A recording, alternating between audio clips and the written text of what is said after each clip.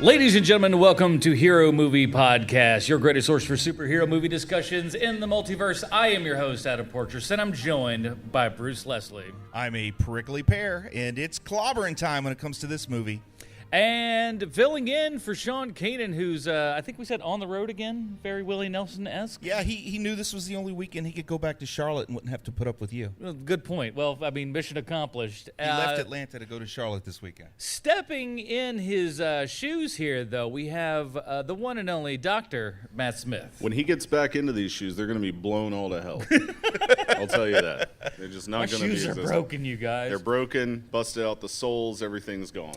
So if you are listening to this on the podcast, surely you go, this audio sounds either way better or way different. It's probably way better than what normally, between Skype screwing up and everything else. I think the audio is great here. There's a reason for that. We are here live at DragonCon 2018. Yay! Yay for everything. So today we're going to be talking about Roger Corman's Fantastic Four. We've been holding on to this one for a good while. Since the beginning, I mean, for over 4 years. Yeah, so we were always like, before we even thought that DragonCon would be a thing, part of our thought process was, okay, if and we ever do a live show anywhere, this is the movie that we wanted to do, and we've been putting it off. We've done all the other. We've done both Tim Story Fantastic Four ones. We did the Josh Trank, the He Shall Who Not Be Named, of his Fantastic Four film, and we'll be covering this one as And well. we did the making of documentary for this movie. Yeah, when you covered the documentary that is about the movie, it's weird that you haven't done it, but we saved it for you guys, and I think it's a special film. It took a lot of restraint. It really took a lot of restraint to save this. So you're the few, the proud, the lucky few that get to hear us talk live about Roger Corman's greatest movie, perhaps? Perhaps. No. No, perhaps. Don't show your cards this early. Maybe. You're right. See, that's called suspense. So here at DragonCon, Bruce, this is your second time at DragonCon. Yes. What's different this year than like last year for you? I know my way around. I didn't get lost nearly as much on Friday this year as I did on Friday last year. I've been here 7 years. I still get lost. I don't know where I'm at 3/4 of the time. But that I think mine sometimes always comes down to, like, which exit did I leave from in this hotel? What street am I on? Do I need to go north? Do I need to go south?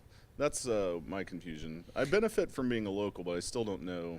I walk out What of I'm like doing. every single building like somebody who's just been dropped on a foreign planet. I'm like, where am I? What is this? I have no clue. So I'm still the worst. Well, that just goes without saying. Yes. Well, thank you. So anything that kind of jumped out at you that you seen this weekend that was like? Hey, I got to play some D&D. I didn't get to do that last year. I didn't do any real gaming last year, but this year my daughter and I, she's 12, will be 13 soon, and we got in a good solid 2 hours of D&D. So that was pretty cool. That was a nice thing. I didn't have to be the DM this time. We're going on vacation. D&D. Yeah, I haven't had much time outside of working with the film festival track, but I did make it over to the comics and pop art area to meet Gail Simone for a little while, and that was awesome. She's really awesome. And Sanford's over there this year. Sanford Green. Did you get to say hi? I did not, because he was like eating lunch like good humans should, I think. Yeah. But you know, I am from Columbia, South Carolina for a long time. I lived there, and I met Sanford then, so I see him pretty much every con he does because he's semi-local. So. And he goes, "Oh no, that guy." Yeah, he goes, "This guy is gonna want to buy another piece of my art," and I'll be like, "Yeah, here's $35." Oh, man. Thank I you, spent more than that when I bought Sanford Green art. I haven't bought an original from him yet because I am just now done with school. So Yeah, I got a page of Power Man and Iron Fist from him at Heroes Con a couple years and it's back. awesome. Yeah. So that's kind of our DragonCon 2018. What do you say we get into reviewing this movie? Here is the trailer for the Fantastic Four. Oh, hold on.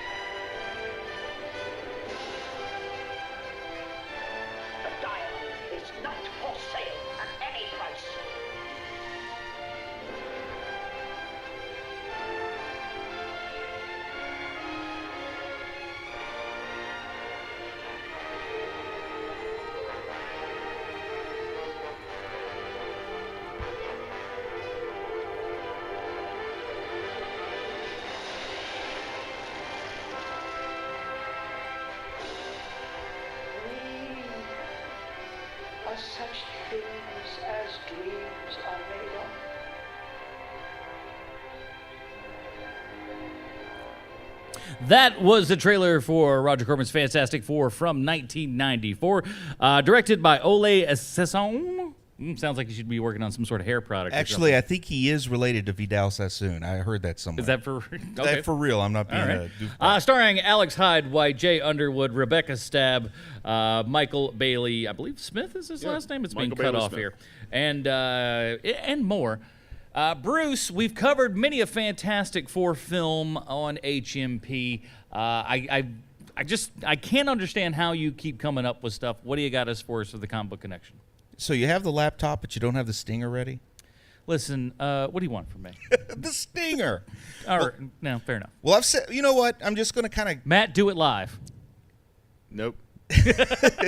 I'm just going to go back and give us a nice overview of the Fantastic Four because we're doing this live. I've never gotten to do a Comic Book Connection live, so instead of going off into a bizarre direction, I just want to say that I've said several times the Fantastic Four are the characters that essentially created Marvel Comics. In 1961, DC dominated comics with books that were written for kids aged about 8 to 11 years old, and they pretty much just recycled storylines of 3 years. So every 3 years, they would start over just sort of telling the same stories because kids had aged out. Well, Atlas Comics noticed this, and they rebranded as Marvel and got the bright idea to make comics for 12-year-olds because if the 11-year-olds quit reading DC, they've got an untapped market of 12-year-plus readers. And they started this funny book revolution with the team created by Stan Lee and Jack Kirby called the Fantastic Four. And they debuted in their self-titled comic, and the 616 was born. Hopefully we all know the Marvel 616 is like the Marvel Universe. The original members of the Fantastic Four got their powers from exposure to cosmic rays during a mission to outer space, specifically the Van Allen belt, which I often want to shorten to like the Linus Van Pelt belt or something, but it came from the Van Allen belt. I want the Joan Allen belt. Stan Lee envisioned that each of their powers would embody one of the 4 alchemical basic elements. Nobody can deny that the Human Torch embodies fire, and the Thing's rocky physique is kind of Earth-like, I guess, but it becomes a stretch, pun intended, to say Mr. Fantastic represents water. And you have to be straight up under the influence of LSD to think Sue Storm is wind, but what are you going to do? You got to take what they give you, right? Now, from the beginning, the FF have been portrayed as a dysfunctional but loving family. They could be flawed, and they could also be petty. They have their differences, but they still manage to save the day. The Fantastic Four status as the team that launched Marvel made it extra bitter when in 2015 the comic was canceled. Comic fans had much speculation that the unfortunate movie history was responsible for the cancellation, and that tragic movie history began with the movie we're going to be reviewing today. But fear not, true believers, Marvel triumphantly relaunched the Fantastic Four last month, so no need to have a heavy heart as we talk about a cinematic masterpiece. Okay, I was up with you up until that end point. So you don't think this is a masterpiece? This had that whole long history, which now in the digital age isn't there anymore when you can just find it on YouTube. But this was like one of those quest items. You go and you want to find a bootleg of Roger Corman's Fantastic Four on VHS. You need to see it on VHS. Yes.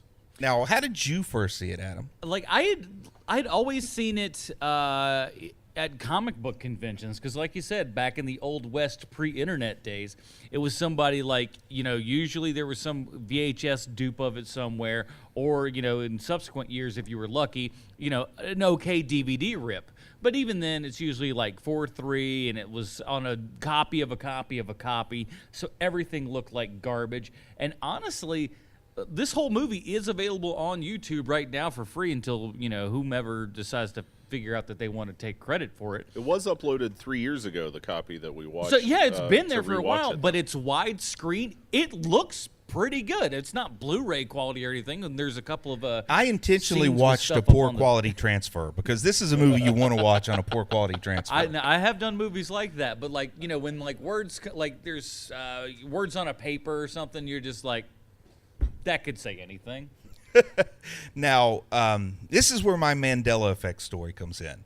because I have a very, very clear, distinct memory of walking to the corner video store, renting this on VHS during the summer while my dad was at work, going back home, down into the basement, popping it in the VCR, and watching this movie in 1986.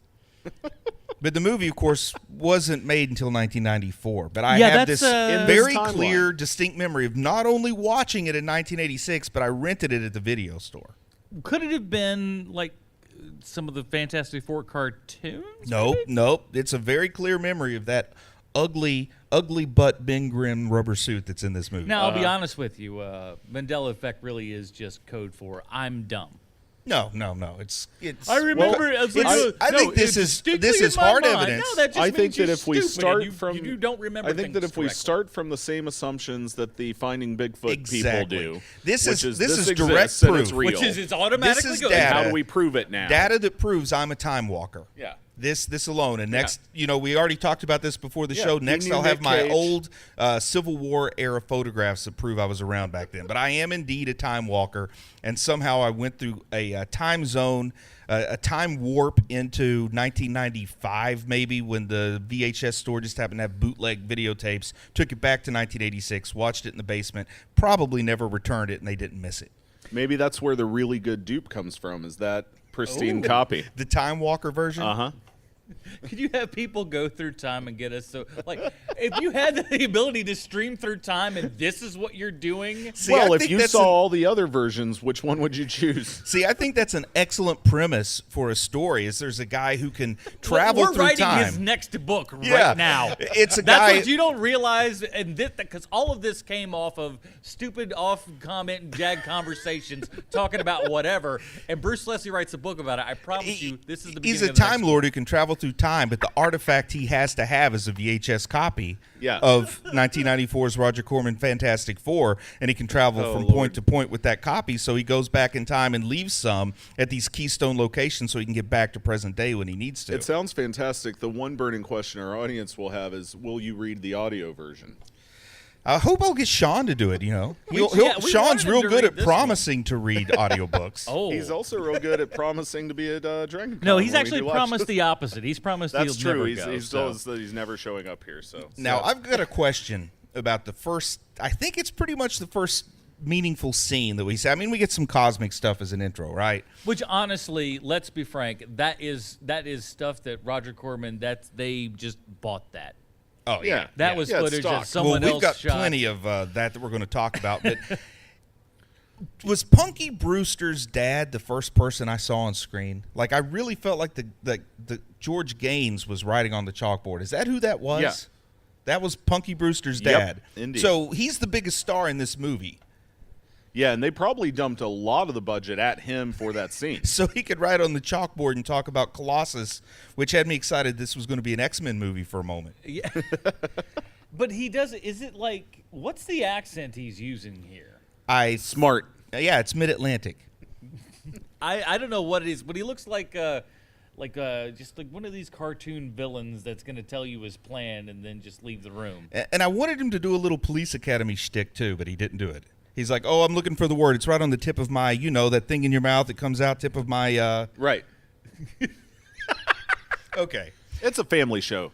Now, when we're in college, which I didn't understand at first, this was supposed to be like 10 years ago. Was there a title card or anything that said 10 years the ago? The weirdest part is you're introduced to young Johnny and Sue, and it's not entirely clear that it's young Johnny and Sue at the beginning. And the person playing Sue's mom looks a lot like Sue, so I thought maybe that was Sue.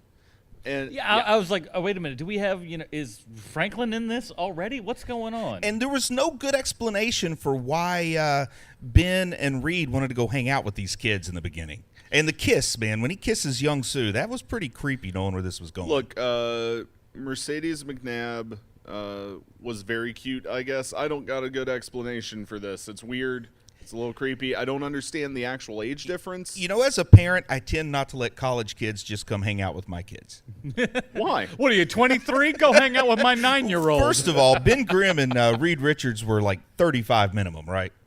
Because 10 years went by and they didn't get any older. He's over there playing he's the got video gray streaks. games. It's It's so bad. I'm like, but you just go like, whose kids are these? Let's mention Reed's gray temples here, because you Okay. pointed them out. Uh-huh. Are those taped on? Like, once again, I watched the bad Sometimes transfer. I can't tell. They Like, don't maybe look they like did good reshoot. gray temples. Yeah. I mean, they look like they're falling off in a Well, couple of scenes when he's running. I think at the very least, it's just flaps of hair that Yeah. they individually dyed. And then perhaps in some scenes, it is an addition to the hair, maybe because of budget reshoots They or look something. over there like, Greg, where's the extra? You didn't bring extra? Yeah. Who's in charge of the temple Get the weaves? ones that we ripped out of his head I yesterday. don't know, We'll but just put 'em Corman on was tape. probably not happy about it. I mean, was this the line that the actor drew in the sand, that he wouldn't let them just dye his temples white? Put a little peroxide on there, let it sit He's 30 like, I minutes? gotta go out at night, man. Y'all, I have to say, we're already bagging on this movie. This is still not even the second worst Fantastic Four movie really that not. has been Oh, made. we'll get to that. Yeah, and the Robin rating. I have some things to reveal here, but Reed's gray temples were distracting, man. They looked like they were going to flap and he could fly or something at times. Also, what? Well, never mind. We'll talk about that weird Thor courier later. Oh, I yeah. guess. Believe me, I got notes. But Ben, I want to talk about Ben Grimm, not the Thing, who's a different actor for reasons I don't understand. But Ben Grimm here is a muscly guy. Yes. And I like him as Ben Grimm. Now, I'm not talking Yeah. about his acting or his performance, but as far as the look goes, I like this That's guy. about as perfect as it's been. It's for better Street. than fat Michael Chiklis or skinny ballet dancer. I Yep. mean, this is our best Ben Grimm in terms of physique. Yeah, I think so. And also, Michael Bailey Smith's like a big stunt guy. He's done a lot of horror makeup work. Famously, he's in the. So, of course, when they need somebody in the makeup to do the stunts, they go with someone else. Yeah, well, that's the You know what bizarre we thing to need? me about it is like, Smaller people to like play I know the Michael thing. Bailey That's- Smith as the guy who's the big menacing mutant in the Hills Have Eyes remakes. And for some reason, this movie, he's not in the makeup. Maybe the suit got made too small. Well, it's clearly small. Yeah. I mean, this is the only version of Fantastic Four lore, and I know most of it, I would say, where Ben Grimm gets smaller and less intimidating as the Thing. Like the Michael Chiklis version, he got more attractive as the Thing. Here he gets smaller and less imposing. Equally bald. Yeah, equally bald. And the jeweler gets introduced here because first we have the whole laser thing in college that we are supposed to believe kills Victor, and then the weird guys from Latveria take Victor away, and he's not seen for a while until he Okay, comes let's back 10 talk years about later. those guys for a second. What's the deal with these dudes? I mean, I get that they're from Latveria. My guess is. And Are they just also, following him around all the time? I think, yeah, that like he's Latvian royalty, and that the Latveria has a very poor quality Secret Service because they allow him to blow himself up with a laser. But- But I get the idea they're like Latvian Secret Service. But they also, does he know that they're there? I get the idea he doesn't until they rescue him. Like he says, "No, Dad, I want to be a regular college kid. I want to go to Empire State without Secret Service." So they have to pretend to play chess for like 5 years. Then they're like, "Finally, the kid hurts himself. We get to do something." There's like one guy that looks like David Grohl, and the other one that looks like, A shorter version of David Grohl. yeah. Yes. It's weird. I don't know why they're there. And- And their accents are just Well, like, sometimes they're thick, sometimes they're thin. Yeah, the accents are optional. That's the thing about Latveria is accents are optional. We have a little bit of it here, a little bit of it there. It's it's Let- confusing. I don't Let's know talk who these about the guys jeweler are. for a second, because it's a weird character, and the actor that plays him, it was his first role in 20 years, and his only role since then. This didn't give him a Wait, career this did renaissance. not shoot his star to Well, untold he heights? was like a big sort of TV and small movie actor in the UK. He was in the 70s BBC Alice in Wonderland films, which are awesome, by the way, and y'all should check out.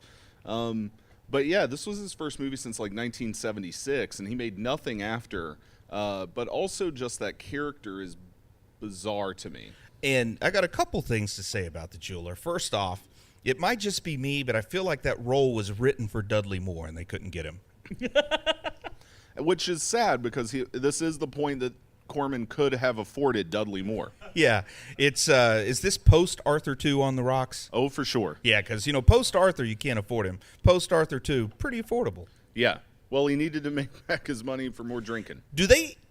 like, I know that this character's name is the Jeweler. I think we all know his character's name is the Jeweler. He has a jeweler's loop that he wears all the time, which is very impractical.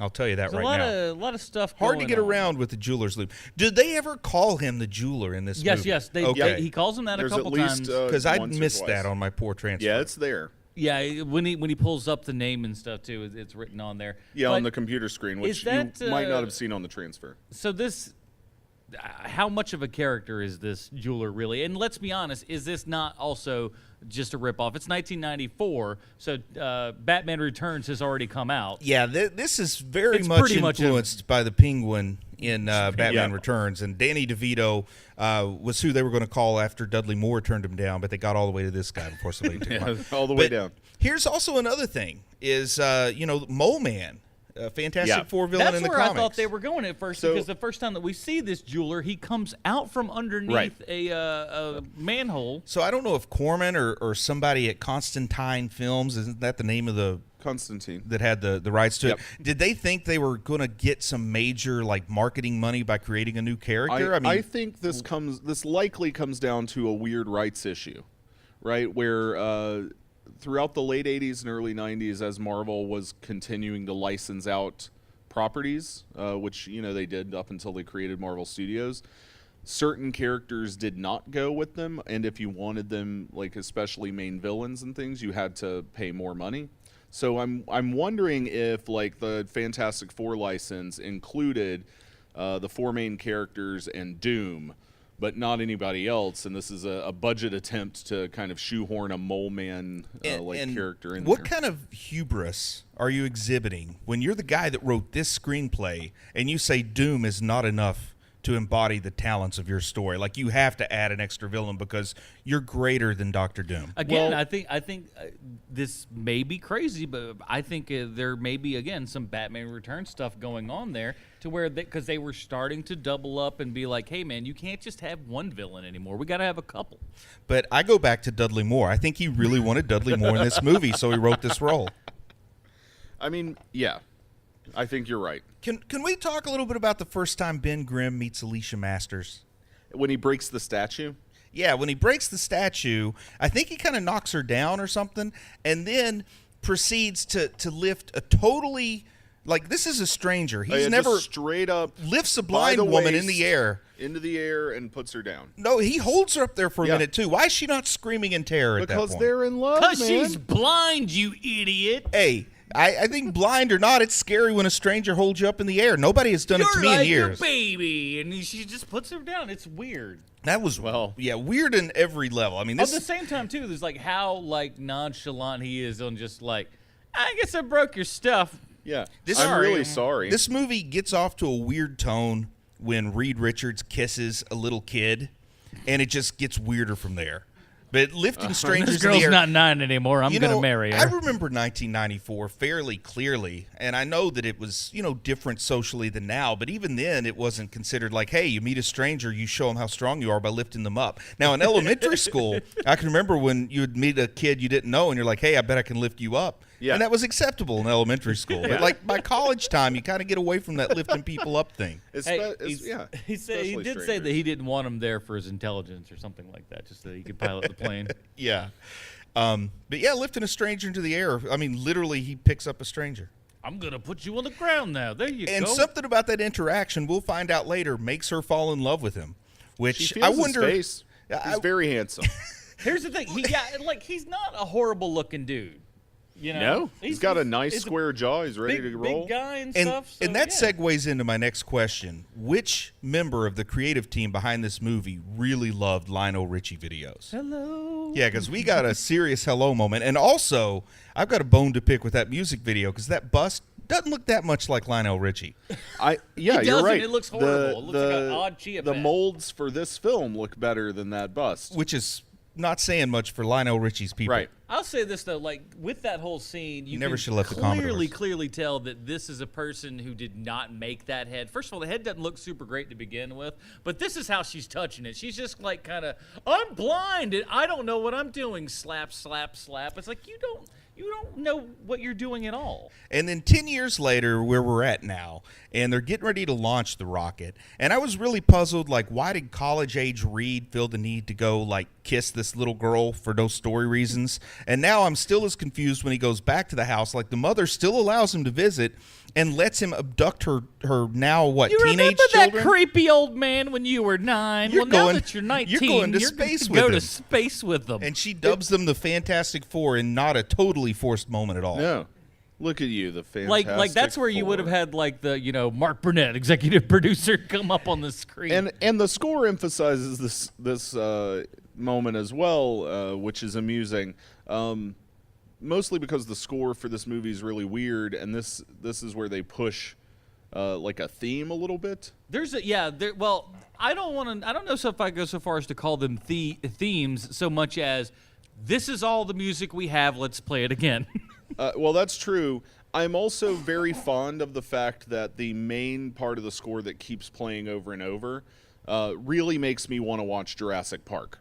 It definitely feels like this guy was a fan of John Williams. Well, I mean, this is a year after, in production, the year that Jurassic Park came out, so there's no way that he didn't know that Now, that's the boy, the does key that not bars. put the effects in perspective, that this is a post-Jurassic Park world when we're getting these effects. And that's part of my Time Walker thing. I think maybe I did get this movie from 86 and bring it forward, and that's why it looks like it was made in 70s. I mean, this looks kind of like on par with the Nicholas Hammond Spider-Man movies, right? Yeah, it's about on par with that. Yeah. Uh-huh. Yeah, it'd be like a nice 1979 made-for-TV movie. Yeah, you look except at it and it go was- like, oh, that was okay. Look at them. But the thing had that so puts much it put together. to its own time is the cinematography style, right? It's got the heavy shadows and the big pomp and bombast of the Batman films. But I think also a lot of that- I tonally, totally think missed they're that. I think tonally that's what they're going for, right? I think that's there to hide the seams, man. Yeah, of course it is, but stylistically, I mean, you watch those scenes with Doom, for example, and there's two things happening, right? It's that post-Batman moment, but also the way you can do low-budget sci-fi like that is exactly like Masters of the Universe. And, Yeah, and if you this watch has- those Doom scenes, man, they are This mirroring. has a very Masters of the Universe vibe. That's true. Even the character design of the jeweler is a lot like the also made up character for Weird the little Masters elfy of the thing, yeah. Universe film. So here's a question for you, Matt. If you compare Roger Corman's production, what's it called? 21st Century. What's Roger Corman's production? This one's company New called? Horizons. Yeah. So you compare New Horizons to Canon Films. Is that a good thing for Corman or a bad thing for Corman? Like, I don't know where they fall into the hierarchy. Well, here's the thing: Corman is the grandfather of all of this stuff, right? His exploitation genius goes all the way back into the 50s, where he made like beach party films. Aimed at the teen market, and in the 60s and 70s it turned into like sex and drug. He was involved in getting Easy Rider and stuff like that off the ground. Motorcycle movies. So he's been in it, and it goes all the way to now. Sci-Fi Originals started as Roger Corman production vehicles, Okay. so that like they needed content for the Sci-Fi Channel, and Corman could turn a movie around on a dime. yeah, I mean, he's always ahead of schedule and under budget. But I think what the main difference is that Canon Films, and if you watch the documentary that's been made about them or read anything about them, Canon Films always had international financing. Like they almost operated like a tech company where they could lose money because people would still dump a bunch of cash into them because they were rich people who were financing Canon Films. As vanity projects for themselves, basically. I'm so an they executive so they don't producer who always wants to look go that out. great, but you could have gigantic explosions and halfway decent special effects and fight scenes. And Canon Films would sometimes squeak out the occasional like good movie, like hit, not only a hit but artistically good movie. Well, I think Corman does that too. I think he gets undersold mostly because it tends to be a lot of genre stuff that ends up being the good movie. But Corman, his real genius was finding tax loopholes to shoot in locations where he could not have to spend a lot of money. Okay, So, but not like the how do you say it? Uwe Boll? How do you pronounce his name? Uwe Boll. Yeah, not his kind of tax loopholes. His tax loopholes were all about funneling money into his pocket directly, Yeah. which is not to say Corman The goal wasn't was about to that, lose but money. The goal was to lose money as a finance scheme. Well, back to the movie here. I was Yes. impressed with how ambitious they were in their spaceship design, this big purple triangle. Uh-huh. But I was also impressed by the gall they had to show us stock footage of like a rocket being launched that was definitely not that big purple triangle. If you're in the middle of the movie, I think it works the best it can. I think also with things like this is where it's helpful to keep in mind the history of the film, which is that it's thrown together almost slapdash, even for a Corman film, mostly as a means of holding on to a copyright that's about to lapse. And I think some of the stock footage is literally that. Not only budgetary, but like, why are you going to dump money at something to look really good if it's literally just to hold on to the copyright and produce another feature in the future? But then it confuses me some of the posts that they did do. I mean, there are things they did put more effort into than they had to. Well, I mean, you want to make it look like you're doing a thing, and maybe Corman was planning on using it to raise money for the upcoming feature, which he did a lot. I think you can see the planning there in the final sequence, like the computer graphics when we get to the end of this. Yeah, that's kind of what I'm thinking about. That seemed polished, unnecessary. but it's also not fully polished, and very clearly so. In a poor transfer, it can also pass as hand animation. I'll put that out there. Yes, indeed. But when the spaceship does launch and we get to see, and this isn't even a space shuttle launch. They don't even treat us to recent stock footage. This is like circa 1978 sending up a weather satellite or something. Yeah, But- it's exactly like you would have gotten on TV then. Now, we know that before the spaceship goes, that the jeweler stole this big white glob that's supposed to be a diamond and replaced it with another big white glob that's supposed to not be a those diamond. flat piles of diamonds that you're used to getting on a regular basis. Kind of look like those crystal kits you can buy, and like on the box they show all these real pretty crystals. When I would try it, it's just a big white just a glob. big lump of, like like, honestly, they white may have sugar. gotten one of my old overdone crystal kits. Do you think that they in order to make that prop, they just filled a mold, like a geode with mold? They had to make two of them, and then went over that mold with but it was just an inverted geode. Yeah, right? they had to make two of them, so Yeah. they had to use a mold. They definitely didn't have the skilled artisan to handcraft two of those bad boys. Well, I'm pretty sure they were plastic, so it's fine. But we know that the diamond was replaced with a pseudo diamond, and that somehow the diamond was important for the cooling of the spaceship. So when the spaceship explodes, my assumption is it's because of the diamond. But they also had to get far enough to get into the cosmic rays, but not so far that they didn't fall back into the atmosphere. Like Right. and then also, But aren't they like literally in space at this point? but they fall back to Earth. And I thought, I'm thinking of the Josh Trank movie. Maybe this scene where they're out in the field is another planet, and they're going to have to find their way back to Earth. But no, it's not. they're like in Ohio or something. Yeah, and I was thinking that too, especially post the Josh Trank film, because I saw this film first time years ago, and probably in high school, and barely remembered any of it other than like a few key scenes and the animation at the end. And in the post Josh Trank thing, you're like, oh yeah, this is clearly an alternate dimension scene or something. But nope, just they show up and they're done. I get the feeling that they weren't sure how they wanted the ship to explode. They couldn't make up their mind and just put both things in, because we get the story that it explodes because of the diamond substitution. But I swear, you look, Dr. Doom also hits a button on a console the moment it explodes.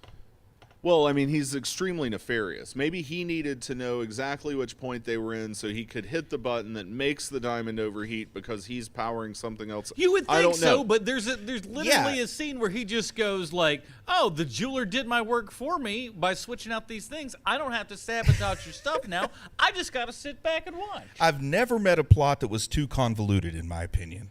And I like the idea that he had built a weapon that could attack the spaceship, but it would only be powerful enough to blow up the spaceship if that diamond was substituted with the glass diamond. So I like the idea that it was like a two-hit hypothesis. Both of these things had to happen. Well, it is. We're bagging And on it this also logic, but it when you speak of it like that, like this highly coincidental thing, You look at the Black Panther, and when Killmonger shows back up to Wakanda, like, it's very convenient that he meets the one guy in Wakanda that would probably be really keen to let him back into Wakanda, you know? Well, too bad he didn't meet the jeweler, because that would have been kind of cool. Bring the jeweler back, MCU. That's make a new it hashtag. make it a new Bring the IP jeweler for back. Marvel. Yeah. Now, here's a more important question, man, is how do they survive that explosion? Fairy dust, man. I don't understand this. There's no parachutes. There's no nothing. There's a shot from, like, outside of the atmosphere. They make it clear that only debris comes back to Earth. And then not only do they survive, but these aluminum foil spacesuits that have to be left over from some sci-fi movie. Not only are they left over from a sci-fi movie that Corman did, but like one he did in '68. Like, these are really bad spacesuits. But also one he did the year before, probably. Yeah, and spacesuits aren't that hard to make, you know? Here's the theory, and it could have been explained this way, but because it is this movie, it's not. Their particulate matter in their body is completely reconstituted. So was that happening during the fall, and is that how they survived? And given the way this movie's written, that would have been totally acceptable for Reed to go, look, we survived because of unstable molecules. Like, honestly, they drop stuff out of the blue like that, and then no explanation.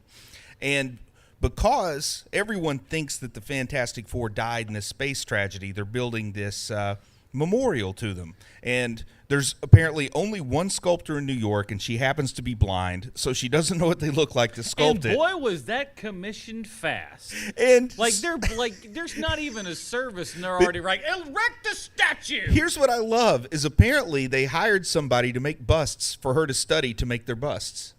Uh-huh.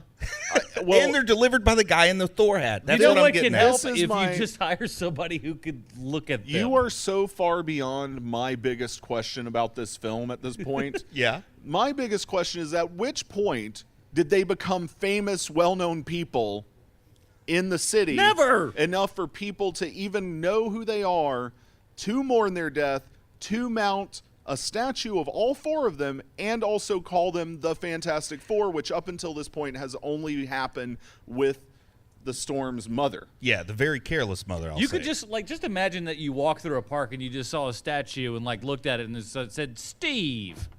Yeah, I mean, that's about the equivalent. There is a Hootie and the Blowfish statue in South Carolina, and at least that makes some sense. This thing, I have no idea why it's going to be made. Now, you're a fan of Young Guns, right? Yeah. And, you know, Bill too.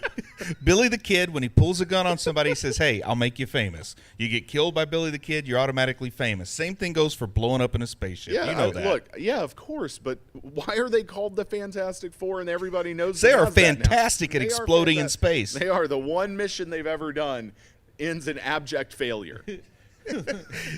Thanks to them, we now know not to go into space. Tells everyone what not to do. Don't be like these boneheads. Now you know, screw up your calculations and blow yourself up in space like a bunch of dummies. Put a statue up. Now you know, before SpaceX launched, they all had to watch this movie just in case. Well, I mean, they clearly watched it for their first few launches because they failed. So the wings, man, the baseball cap with wings. First off, the cap looks awful. Nobody comments on it because she's blind. That's the only part where her being blind makes sense in this movie, because anyone with good vision would say, what in the heck is up with your cap, kid?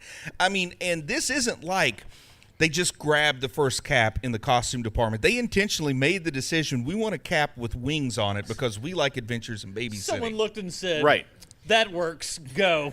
And I mean, almost it's a messenger certain, service, but still, why?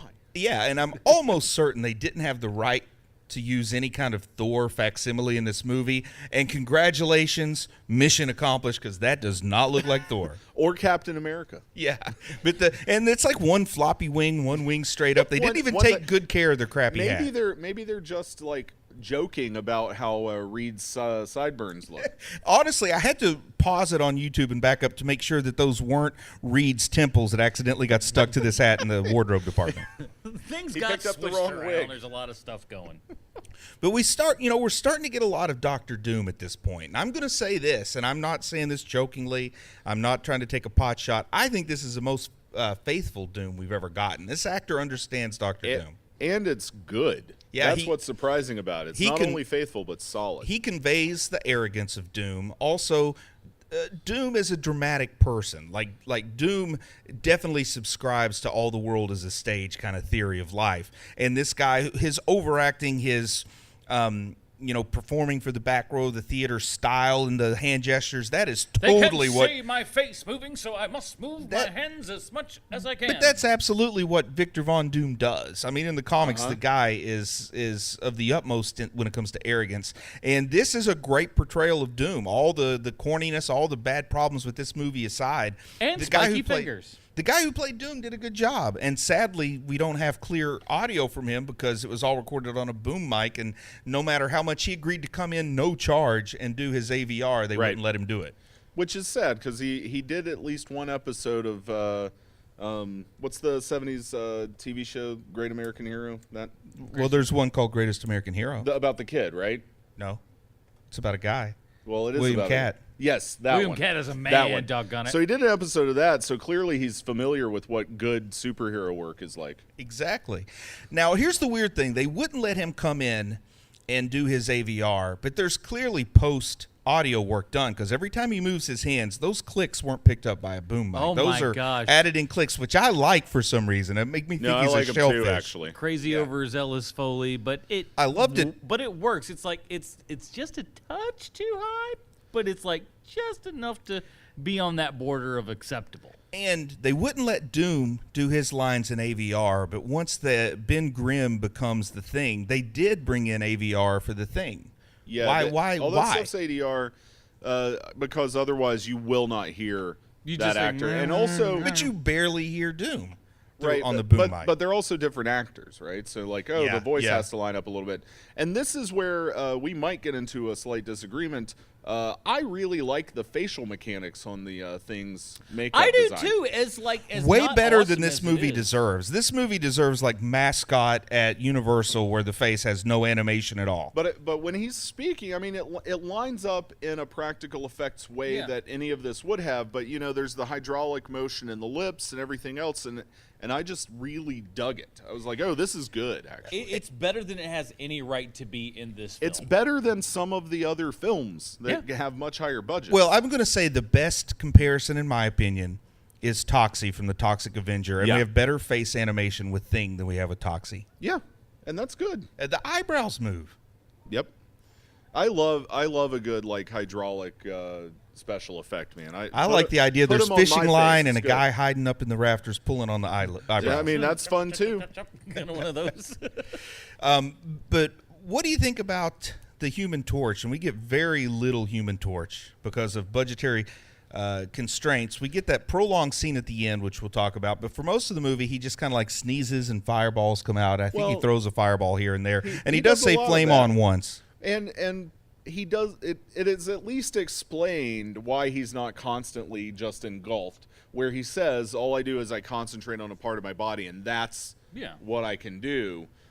So there's there's a reason. In Corman fashion, I wouldn't have been surprised if there were 4 lasers spaced throughout this movie so that we could recycle that footage that they made. Well, that's full-on Human much Torch. more a Trauma move than a Corman move. Because, once you've animated the Human Torch, I'd like to see him more than once. Like, you need to show what he can do somewhere In the middle. In the middle, so that it has, so we're not surprised And by it this at the is end. the weird structural problem for me with the film is there are 2 stories, but there are not 3 actual acts. And most of the team gets nothing to do to end the second story. And part of it's the quality, and part of it's what I'm used to watching, but it really does feel like 2 episodes of a TV show strung together to be a movie. Yeah. And honestly, and let's touch on it real quick because there's not much to it. There's a reason we haven't really talked much about Sue. Sue doesn't really do anything. What do you think? I like her invisible effect, though, better than I expected. I expected okay, I but expected just just shoot want a her scene to- without her in it and her voice comes in. I That's just what want I her to expected. do something other than like get between 2 people and disappear, and they either punch one another or shoot one another. Yeah, because that's how it works. But she doesn't become intangible. She just becomes invisible, and I don't think they understood that. Because she can crouch down, right? She frequently, like when the 2 dudes shoot one another, Boy, reading into that, aren't she you? But reappears and comes back up from crouching. Sure. But I think that's a high-risk maneuver. What if you don't crouch fast enough? I agree. Why I'm not just saying. stay invisible? Because then what are we looking at? Exactly, that's what I expected. That's And a then, budgetary move, by the way. in the third act, they introduced the force fields, because I'm watching this, and I'm like, okay, the invisible only goes so far. Why aren't they incorporating the force fields? Then they do it at the very end, and once again, it's one of those things. You can't have a power in the third act unless we've seen it in one of the first two acts. Not true, because in Empire Strikes Back, we don't know that Luke can jump super high, and yet he does it in the third act. So And this now is the Star ludicrous. Wars is ruined for now everyone. we're comparing this to the Empire yeah, Strikes Back. I'm saying that Empire, like Luke's a Mary Sue, is what I'm saying. Okay, well, I'll buy into that. No questions asked. But another nice effect. I mean, let's be honest. Other than the thing, we just have to use our imagination for these effects. But Reed does have arms that will occasionally get long, and I like the way that they portray Reed using his ability to the fullest. Is that he has really long arms for punches, That's which about kind of it. works for me because I also like how they're very unphysical punches too. I also like how there are a couple of really effective maskings of that effect that have to do with pulling rack focus as it goes back in, and I really actually like those shots a whole lot. It's bad, but it's not as bad as it certainly could be. Oh no. And I'm not buying, As we see in the final shot of the film. I'm not buying Reed's theory that their powers come from like core parts of their personality either, because that would be an interesting What's your concept. aura, man? That's gonna be your superpower, But that bro. would be an interesting concept if you could identify your character flaws, work on them through meditation, and give yourself new character flaws that turned into new powers. Now that would be Ooh. interesting. I think it doesn't make sense that that's the explanation because you know almost nothing about any of them before they get their powers. And it's a very scientific man at the same time too. What are the conclusion to jump to? You're a hothead, so you become fire. It's the most non-scientific, which we thing also ever. haven't seen happen. We haven't seen him be a hothead. Well, he's really. done a bit of this. Yeah, of course, but And- people punch walls, man. I've done that. And maybe I've missed something here, but of all the people in New York City, why does the jeweler kidnap Alicia Masters? She's blind and he likes her, man. But come on, He's New York ugly. She'll He's- make a it's the great, same reason that Ben won. I don't New know. York has to have more than one blind person. I heard there's over 100,000 There's people at least the woman from the Lionel Richie video. there. Yeah. So there's two to choose from, and he happens to pick the one who's being stalked by a rocky creature. Like, there's probably a blind queen he could have picked that has no ties to superhuman rock monsters. Look, the plot needed to happen. I was about to say, plot says this, therefore you go. And Shut up. At one point when Ben is wallowing in self-pity about his hideous visage, does he go try to pick up a couple of hookers? Like, there are these two ladies, like, standing around a bus stop or something, and he runs up to them, and they go away, and they look like they're straight from the set of The Deuce. Now we Yeah. talk about this scene when we reviewed the documentary about the making of this film, and this is actually a third guy playing the thing going out, and these people don't know. They don't know what's going on. They're Right. just standing out in Times Square, and somebody in this weird costume comes up and is like, what am I doing? And then they just go like, what in the, gross, go away. It's like, and the worst part is like you look at these women's faces and you just go, that's not the creepiest thing they've probably seen today. Yeah. So let's, in the interest of time, let's bring this up to the big finale. First off, I love Mount Doom. I love the matte painting of Mount Doom. That I don't think that it was painted for this movie. They probably bought a painting from Larry Elmore or somebody, but I love the way Mount Doom looks. And I also like the idea it's a short trip from New York City to Mount Doom. Well, it has to be because you got 10 minutes to wrap the movie up by Hop, this point. skip, and a jump. Well, he gives them 12 hours, which is a really nice long stretch for an ultimatum. Well, There's no way they could come up with a plan to He thwart knows me they in 12 have hours. to figure it out. So And boy, when they talk about that 12 hours, they give a lot of details. They're like, so he says that's in 12 hours, which means it'll be 9:15 p.m., which, 15 minutes have already elapsed. They go way too into detail about how much time is left. right. Well, that's how you generate suspense. I don't know if you know that from screenwriting, but if you set up a clock, you have to count it down. And what do we have to say about the Human Torch getting in a fist fight with a laser? I don't understand how his power works at that point. Right? Because it's like fire. But they do give It's us a laser. It's confirmed this is a CGI Human Torch. What's Yes. amazing though is Because that I would have believed rotoscoped animation. They literally talk about it at the beginning of the movie. The speed of light is 186,000 miles per second. We shoot this laser gun, and somehow Human Torch is flying at beyond the speed of because as light. a person who works with lasers, they do move at the speed of light. It's like in the name, L stands for light. He has always wanted to blow up that laser, and he's going to do it. And but they're going side by side like it's a foot race. Oh, and yeah, he and he barely gets there before he hits one building. And just kind of puts his hands up and just pushes it back. I think what's bizarre to me about it is I just don't physics don't matter. No, and not just because of the foot race portion, but like fire and laser light, different spectrums of matter and existence. Yeah. What? It's Wait, not, I got the notes here. It's from Corbin. almost Shut up. It's almost as good as that Silver Surfer Human Torch scene that Chris Evans is in, but not quite. Okay, so what really matters, you can't have a Fantastic Four movie unless it ends with a wedding. Like, isn't that in the Bible somewhere for the Fantastic Four? I think they even have a second and third wedding planned for the upcoming new movies. I mean, they always have to have a wedding. But the scene where Reed's waving his arm out of the sunroof, didn't Tim Story totally lift that whole cloth? Yeah, I think so. I think they looked and they were like, "That's the shot we need from this movie." They even used the same arm, I'm pretty sure. Probably. We need to show homage in the best of ways.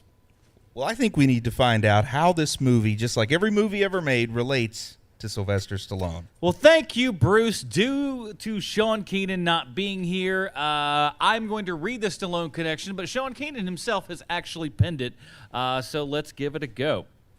Carl Ciaferio plays the Thing in the Fantastic Four. He's the guy in the costume when Michael Bailey Smith is not. Carl's been in movies since 1982 when he was in the Nick Nolte vehicle Canary Row. Carl's still working, and he's been in TV shows like The Fall Guy, The Golden Girls, and Jake and the Fat Man, which from this point on we should call the Hero Movie Podcast Trifecta. Carl's been in everything with characters that have names like Scott, the Second Hitman, Uncredited Henchman at Oil Well, and Sailor Number 1. This might sound like Carl's barely making ends meet, but he's been in 126 different products, and if you see his picture, you'll see for yourself that he's never going to be People Magazine's World's Sexiest Man. You know who's also never been People's Magazine's World's Sexiest Man? Sylvester Stallone. And in 1994, Stallone worked with Carl Cavillo in the movie The Specialist, starring co-starring Sharon Stone and James Woods. Woo! This movie is a gold mine of behind-the-scenes insanity because anytime that you have James Woods, Sharon Stone, and 1994 Sylvester Stallone on the same movie set, great things are going to happen. For instance, Sylvester Stallone had this to say on the filming of the shower scene with Sharon Stone. Okay, let it be known, I didn't want to do this scene because Sharon was not cooperating. We get to the set and she decides not to take her robe off. The director asks only a few of the crew to remain and she still won't take it off. I promised her I wouldn't take any liberties, so what's the problem? She said, I'm just sick of nudity. He asked her if she could. I asked her to get sick of it on someone else's film.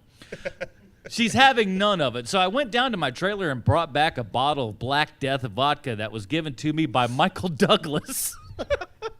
After half a dozen shots, we were wet and wild. Isn't that every aspiring actress's dream to shoot a shower scene with a drunk Sylvester Stallone? Stallone also tried to get David Fincher to direct this movie, but the producers turned him down. The same producers tried to get Steven Seagal to be in the Stallone part of The Specialist, but he wanted $9 million, and they went with Stallone instead. When they found out Seagal might be attached, the Hughes brothers actually turned down this movie. But my favorite bit of behind-the-scenes drama comes from Stallone himself. Because Sly demanded for some of James Woods' scenes to be cut out of the movie and for some of his scenes to be reshot in order for Stallone to have more screen time. The reason for this was because Stallone was worried that Woods would quote-unquote steal the movie away because even though James Woods is bananas, he's a better actor than Stallone. And in 1994, when Sylvester Stallone wants you cut from a movie, Your scenes are cut from a movie. There you have it, HMPers. This week's Stallone connection is Carl Cafilio. Now, poorly rendered Human Torch and hilariously awful Mr. Fantastic. Let's review Roger Corman's Fantastic Four so we can get back to our quiet lives of desperation. All right. So here on Hero Movie Podcast, we have our own patented Robin rating system. If you'd like to check that out, head on over to facebook.com/Hero Movie Podcast. It's right there at the top of the screen. Bruce, what is your Robin rating for Roger Corman's Fantastic Four from 1994? Well, the movie holds kind of a sacred space in fandom, so it gets a little extra bump from that. I mean, just kind of the historic value, if you want to call it that, the urban legend value, if you want to call it that. And I like the Tim Story movies more than most people do, but this felt like a sweeted version, like from Be Kind, Rewind. And I heard another podcast mention that before, so I'll say that other folks have said this before. I'm not the first, but it really feels like the Josh Trank movie got sweeted and this was created. I have fun watching it. You know, it's in the same vein that I like the David Hasselhoff Nick Fury movie so much. I like this movie. You love that piece of garbage. I love that movie, and I like this one. So I have to go with the Damian Wayne. I can't be so bold and boisterous as to try to say it's a good movie, but I have fun with it, and I'll watch it again. Matt? Is Damian a 3? Damian's a 3. I'll go Damian Wayne as well. I'm never on this show, so I never remember what they're doing. Yeah, I'll go Damian as well. This is, I think, the second best of the 4 Fantastic Four movies. If we could get 4 fantastic ones at some point, that'd be great. But as of right now, we have 0. So I really like Rise of the Silver Surfer. When I saw that movie in theaters, I was like, man, if I was 12 and I walked out of this would be my favorite movie I'd ever seen, right? And I think part of that is in that movie, Tim Story kind of nails the feel of the book, at least.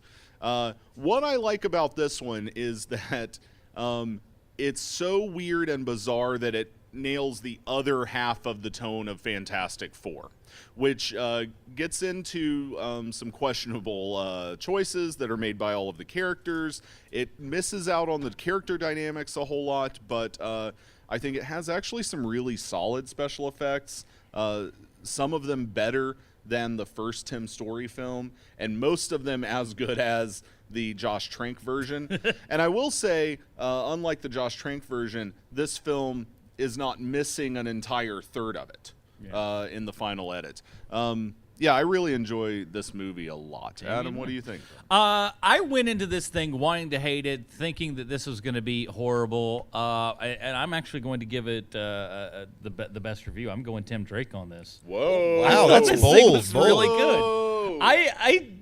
I'm a huge Fantastic Four fan. I love the comics and stuff. That was a big part growing up for me. So I'm always looking for, a good Fantastic Four film. And while this one isn't perfect, there's enough in it to recommend it. And as kind of crummy as it is, there really is a charm to it. And you walk away just going, hey, that wasn't really all that bad. So, yeah, it's a Tim Drake for me. So that is it, everybody. Thanks for coming out in DragonCon 2018. Next week, we are going to be reviewing Season 2 of Iron Fist. In the meantime, Matt, where could we find more of you on the internet, sir? Follow me on Instagram. That's where people who like comic books tend to be okay with me. At Matt_Boyd_Smith. There, I'm posting parts of my reread of Dick Tracy from 1932 until the 70s when Chester Gould stopped writing it. You can also listen to me on The Film Find, which is another podcast that I do with Adam. Check us out at thefilmfind.com. We do movie reviews and some special stuff. We also have a Patreon, so check us out. Very good, Bruce. You can go to Amazon. You can find Nerdspawn Genesis, a novel I wrote. It's a superhero action comedy about 3 podcasters who fight evil to protect their local comic book convention. And then available in North America on September 15th from 2000 AD is The Vigilance. I wrote a 6-page story that's in The Vigilance, so be on the lookout for that. And that's it, everybody. Again, thank you guys coming out DragonCon 2018. My name is Adam Portrais, and we'll see you next time, guys. Stay super, everybody. Stay super, everybody. I totally forgot her out. Yeah.